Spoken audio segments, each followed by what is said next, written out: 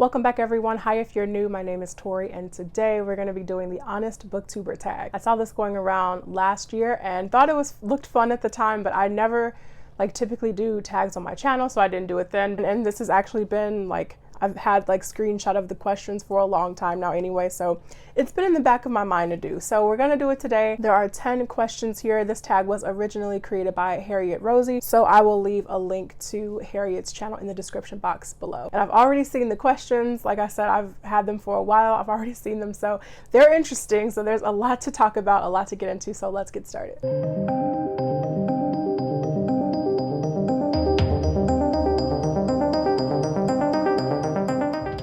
So let's just jump right into it. The first question is, have you ever lied about reading a book?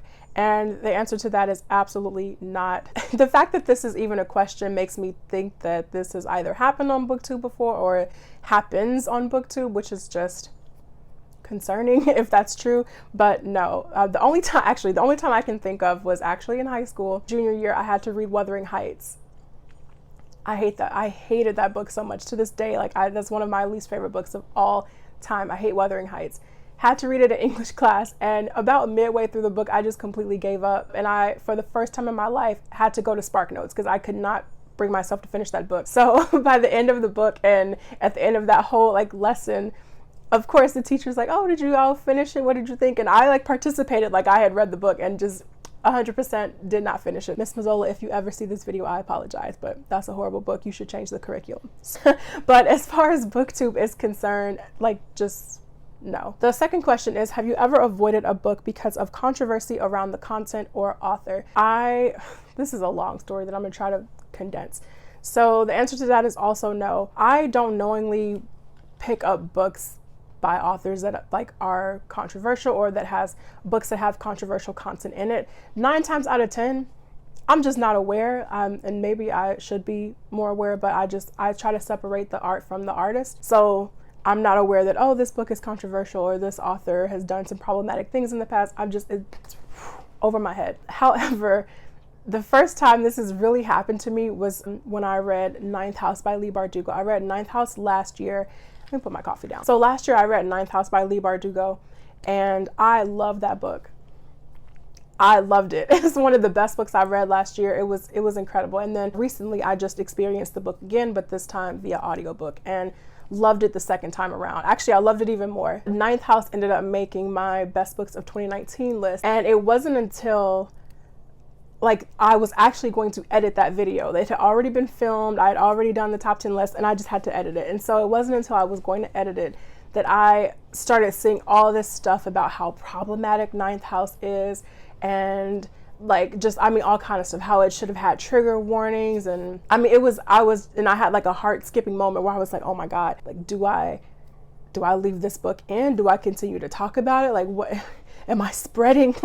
Am I spreading something terrible? So I just had a real panic moment when I was going to edit that best books of 2019 list. But at the end of the day, I'm not going to apologize for books that I loved or enjoyed or books that I hated or that kind of thing. So I just decided to leave the book in there, and you'll see in that video that I edited in trigger warnings for all these different types of things just to make people more aware of it. But at that time, I had no idea that people thought Ninth House was that horrible. So that's just one example. And then also one author that I did pick up who I knew was a little edgy, a little controversial, going into his work, was Bret Easton Ellis. And last year I also read Less Than Zero by him, and I enjoyed it. I thought it was dark and gritty, but I still really enjoyed that book. And even now I still have a few Bret Easton Ellis novels on my shelf that I want to get to, American Psycho being one of them. So that's just one example of an author that I already knew was a little bit of a problem. But other than that, I'm usually not even aware of controversy or whatever surrounding content in a book or the author. Question 3, have you ever been sent a book for free and not disclosed it? The answer to that is also no. I'm very open, very upfront about books that were sent to me by publishers. What's the point of hiding that information? I guess this just never even crossed my mind not to be this publisher sent me this. And just for full transparency, I am on the publishing, the PR list for 2 publishing houses.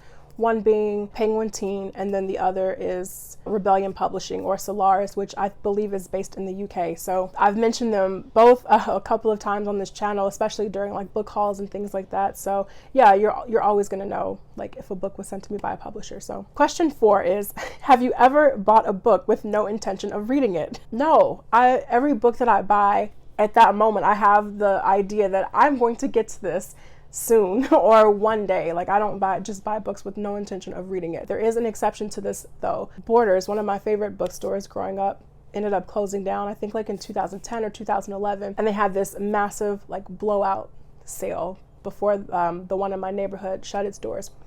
And I went to that blowout sale and there was nothing left. Like, all the shelves were cleared out, everything was just completely gone. But there was this one book, it's to this day I can't remember the name of it. It's like a Pride and Prejudice zombie book. I knew I was never going to read it, but I wanted to buy it just to have that keepsake, to have that memory of, you know, this came from Borders. So I bought the book and I wrote the little note in there, the date that I bought it, and said something like, this is the last book from Borders. And so yeah, that's probably the only time where I've bought a book that I knew I wasn't going to read. So question 5 is, have you ever got caught up in booktube drama? The answer to that is also no. From what the fact that booktube or books and drama exist in the same phrase is just very strange to me. I'm not on book Twitter, which is where I hear a lot of things go down. So I don't use book Twitter. I'm not a part of book Twitter. So I just kind of keep to myself. I like Instagram, and that's kind of where I feel most comfortable sharing what I'm reading and my books and talking to you guys about books. But the fact that that's even a thing is just crazy to me. Question 6 is, have you ever had a hate comment and did you respond? Actually, yes. I wouldn't even call it a hate comment. No one said something like, oh my God, you're so ugly. Like, nothing like that. So it wasn't like hateful. It was more like a little bit misogynistic. There was one comment, I'll never forget this too. It was on, what video was it? It was on my Rage of Dragons video. Like, it was a video titled like, we need to talk about the Rage of Dragons. And I was going on about, I think I was like in the middle of the book at the time, and I was just talking about how I just really wasn't enjoying it so far, but I like the actual story, but the journey of reading that story was not going very well. Someone commented on that video and basically said, and I'm paraphrasing, something like, like, I didn't like the Rage of Dragons, or I'm not enjoying the Rage of Dragons because it's from a male perspective and I'm not, I wouldn't understand, or something like that. And I was thinking to myself, yeah, you nailed it. That is the reason I didn't like this book. So, I mean, but other than that, like, that aside, no, I don't typically get hate comments. So that's always a positive thing. Question 7 is, have you ever made a video just because you knew it would get views? I don't think of it in terms of, will this video get views? I always think of whatever I'm about to film in terms of, is this interesting? Just naturally, I think I'm very like calm and very mellow. I have a very dry sense of humor, and just naturally the way I speak tends to be very like monotone, very flat. So I'm always like hyper aware of that when I sit down in front of a camera, because I'm always kind of self-conscious about how that translates to camera. So every time I sit down to film a video or I have a video idea, I'm always thinking of it in terms of, can I convey this in an interesting enough way that makes other people as excited as I am? So I think of it more from that perspective, not, oh my God, will this video get views? Question 8 is, if you could go back to the beginning of your channel, would you do anything differently?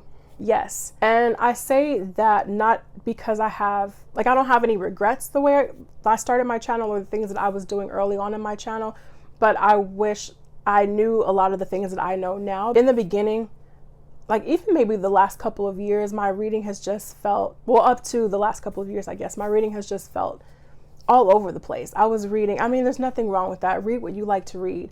But I was reading like historical fiction and YA fantasy and YA sci-fi and some adult sci-fi. I mean, it just nonfiction. So I was really just kind of like the eclectic reader to the extreme. And I wish at the time I was like more aware or more in tune of what I really enjoyed reading and like the genres that I really enjoyed reading, so I could kind of focus in my channel on that and just kind of reel things in a bit and not just kind of have my hands dipping in everything at one time, because I think that just kind of spread me like, whoo, I think that just kind of spread me really, really thin in the beginning. And it's interesting now, because now that I really have narrowed down my focus to primarily adult science fiction and adult fantasy, a lot of the books that I read several years ago don't even have relevance to, to my channel today. So I think that's really interesting, because I read a lot of historical fiction back then. So I've been trying to incorporate